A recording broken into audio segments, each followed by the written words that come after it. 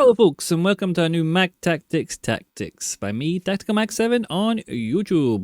Got a nice one for you today. It's from the professional Stingray. It is the first in the world custom tactics, the 5212 Pro Tactics. Now I don't do a lot of Pro Tactic reviews because, well, I'll explain that at the end of my review, why this will work for some people and why this won't work for some people.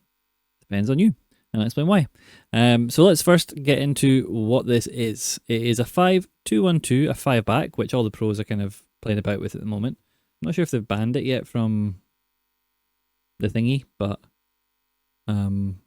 ladder matches and e-competitions, but if they don't ban it, then you'll see this everywhere. Now please don't run out to use 5 at the back if you don't fit the style and you don't like the style. It's not the only thing that works. It'll be the only thing that works for pros. Anyone that's followed me for over a year, well, you can't have followed me for over a year, but anyone that's followed me from last year will have heard me say all the time, if 5-backs are not banned, all the pros would be using them. And it's true. As soon as 5-backs aren't banned, all the pros are using them. You watch any pro and they're using a 5 at the back. Some of them will say they're using 4-4-2, which they are as well, but almost all of them are using 5-4-1 or 5-2-1-2. So, this is Stingrays. Let's get into the tactical management. Call it Sting. You know, felt that was good. Now, I like the 5-2-1-2. I don't like it like this, I've got to be honest, but I do like the 5-2-1-2 because 5-2-1-2 can play like the 4-2-1-2-2. With that CDM actually playing as the centre back, but he's not got his set up like this. So he's got his set up to be just 5 at the back. So we've got tactical preset custom, formation 5-2-1-2. Build up style is counter. This is the best at the moment. If you're not using this, you're not getting that fast pace. Defensive approach balanced and line height 60. If you copy the code over, the defensive approach and line height can be wrong. Always set your line height manually or just check it. And sometimes I've heard that players aren't going into the right positions either, so you kind of have to check that too. So there is that. Then player roles. We have without the ball, Berbatov or your left striker as a poacher on attack, your right striker in the false 9 and build up. I think that's the only thing they have. Madison, shadow striker and attack for your cam. You're holding, your right centre mid is your holding centre mid, so you want them holding and defend. Your other centre mid is your playmaker, and he's got them on roaming. Your left back is false back.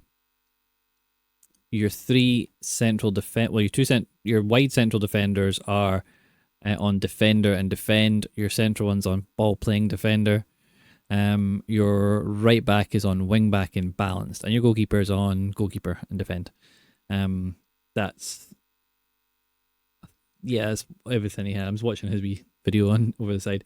His team was obviously a lot better than mine because he's a pro and he puts a lot of money into this, like all the pros do. So that's without the ball. With the ball, this is how your team looks. Now, these are really... Let me put on the show activity map. These are really weird maps now because they're moving players into these really weird positions. And you kind of see how off some of the teams are. So you see immediately with the false back moving inside. That's fine because look at where Fernandez is going to play. That's where he's roaming about to all those green squares. And Matson is playing... overlapping to a degree, and that's what I'm trying to avoid with my tactics. Oh, I just switched to Poro. Poro's just up and down there. Moreno is not going to be overlapping. He's slightly overlapping. My defenders, they all have slight overlap. Bailey's there. Madison's there. They work quite well. Berbatov, Butcher, there.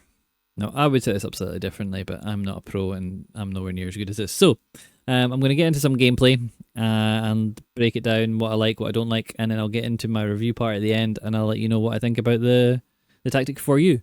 If you're a pro, yeah, use this. Use it as is. You'll probably play really well. You will play really well with it because you're a pro. Right, like, subscribe, comment.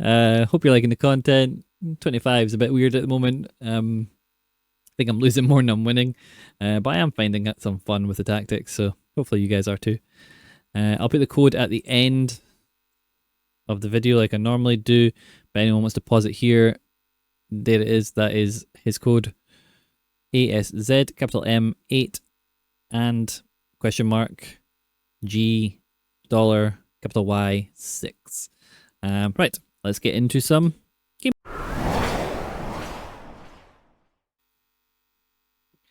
Right, let's get into the gameplay. Nice team this one, this guy had. It's so weird, like some games you're playing really high tier meta teams and other games you're playing not so much. This is quite a nice game. I'm still getting loads of like jitteriness in my game on the PC. I don't know if anybody else plays on PC. Right, so right there, that is an instant of your false back. So Berbatov into Moreno. Moreno, we can see, pause. We can see how narrow Matheson is. He's here. Like, see him on the pitch. So narrow. Our other fullback is way up here. But fundamentally, one of the things that I think will help some people and will hinder other people is that's your back three. They're wide because your left centre back has had to move over into more of a left back position. So you're playing someone like Guardiola, who can play left back, but they're slower, and that's what you have. Moreno, my right centre mid, has dropped. That's just because of him playing the ball, and Fernandez likes to get forward. We know that, so that's where he is. So let's carry on. So I automatically go outside because I'm just not used to false backs really yet. Love a little overlap from Berbatov here. We try a finesse. We don't green it, so he don't go in. Bailey, back to Poro. I tried a Berba spin with Poro. I don't know why, but I just did. So see on the counter, now we've obviously lost the ball from Poro. Poro's already back in place. Our left back is already back in place. Our right centre back is challenging for the ball, and our other two centre backs have just taken up a nice position. AI in defence is really strong. It is. It will normally push back and get into the right positions very quickly. So you have to bear that in mind. That's why 5 at the back is so strong at the moment. So here we go, Fernandez to Madison, and we try and play a ball into our shadow striker Madison there, but passing's a bit funky at the moment. I'm not finding it very intuitive. So Bruno tackles Bruno. Ball forward to Berbatov, touch back and then touch in.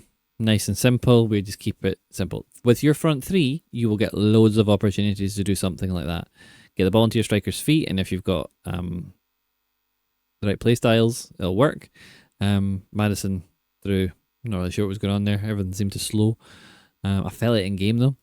You'll get loads of opportunities with your front three to do loads of stuff like that. So he's getting forward to Bruno again. Gets the ball to Boniface. Boniface, great player. But doesn't have that acceleration that you kind of need in this game. Madison tried to play a ball into the channel between the centre back and fullback. We pick up the ball, and that's really fundamental about your cam. If you're wanting to play a high pressing game, because you're on 60 depth, you can. So see where I am here, how narrow my front three are. And that's because you've got a cam and 2 strikers. They're going to be narrow, but the false 9 drops off, the poacher goes forward. You can set that run. What I think Stingray does, though, which all pro players do, is he sets a lot of his players on manual runs. And if you're not someone that sets players on manual runs, that's when the tactics kind of fall down a little bit. Bailey as our false 9 picks up the ball to be creative. Poro moves forward. We go on the outside. We're looking at the back post, but we try and drill the ball into the front post. Just nothing on there. Bit light. He gives me the ball. Yeah. So again, we're finding those wee triangles in midfield. We can see how deep Moreno drops off as our holding midfielder or our defensive midfielder. Our defensive-minded midfielder drops miles off, while our false 9 is in the false 9 position, our poacher's in the poacher position, and our shadow striker. So this kind of triangle moves about, always in the same areas, but roles will kind of look like they move a little bit. Lovely touch from Berbatov just to take it past the defender and slot into the back of the net.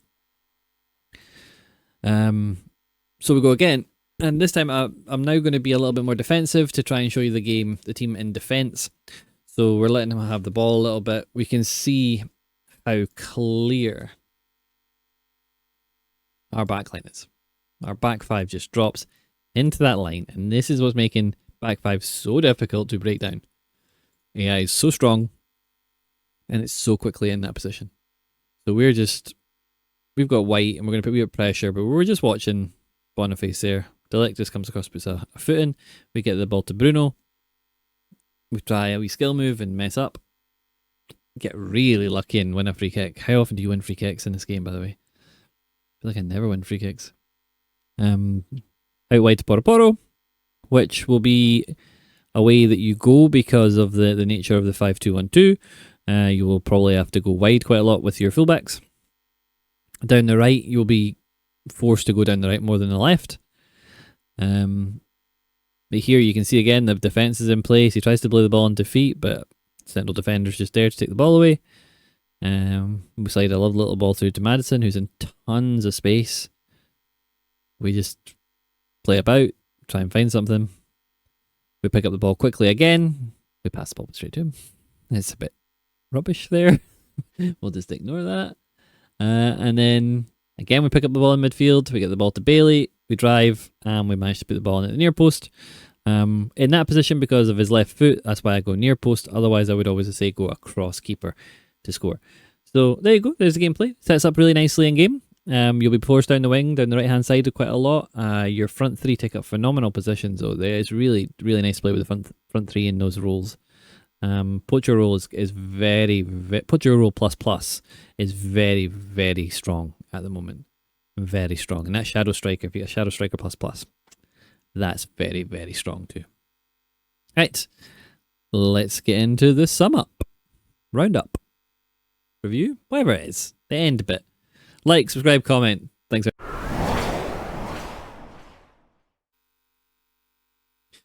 So, review, roundup, my point of view, why I think you should use it, and why I think you should run those people that shouldn't use it, you know?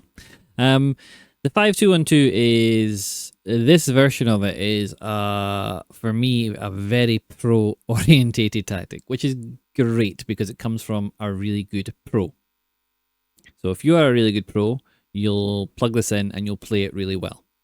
If you're not a pro, you will find the 60 depth with the narrow quite awkward. You might find yourself losing to balls over the top. I found myself at times getting quite badly beaten down the right hand side if they countered down the right hand side. My left hand side felt quite strong. My left hand side? So getting attacked down my right hand side, sorry. My left hand side, their right hand side, that's confusing. Down the left back area of mine I found to be the weakest, weirdly, because that's normally the strongest area of my defence. I found the midfield was good, but had to do a lot of work. They were moving back and forward and left and right an awful lot. The front three played really well. I liked the Shadow Striker with the Poacher with the false nine. I thought the false nine maybe got pulled out of the game a little bit, but I felt like the Shadow Striker and the Poacher really did well. I enjoyed that. Yeah, I think this is where we always struggle with it as content creators, because this is a tactic that will, like I've said, suit good elite players who want to use that 5-back meta. The 5-2-1-2 is a really nice formation to play because, like I say, it kind of fits the 4-1-2-1-2 narrow. You've also got width straight away, so you can look at it a little bit like a 3-5-2. There's lots of different ways to look at this formation, lots of different ways to make it play. I think if you're looking for a 5-2-1-2, just to give a go, stick it on. I would maybe change some of the player roles to suit you. I think maybe the left back going to be a wing back, same as the right back. I think having the central defender here as a stopper to push him up park a little bit might help. I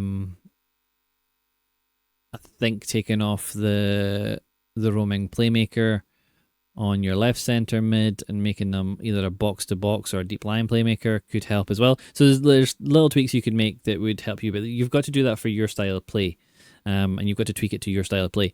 Fundamentally, this is a very, very good tactic. Play it, you'll win some games, you'll lose some games. I just think it's probably better for the better players. That's just my thoughts. So give it a go. Hope you like it. Hope you're enjoying the game. Keep playing if you're having fun. If you stop having fun with this game, stop playing it. You know, that's it. I'll stick the code for this at the end of the video, so plug it in, give it a go. It's a nice thing about codes. Nice and quick to get the tactics on. But remember, check your player rules and check your defensive depth. Catch you guys in the next video.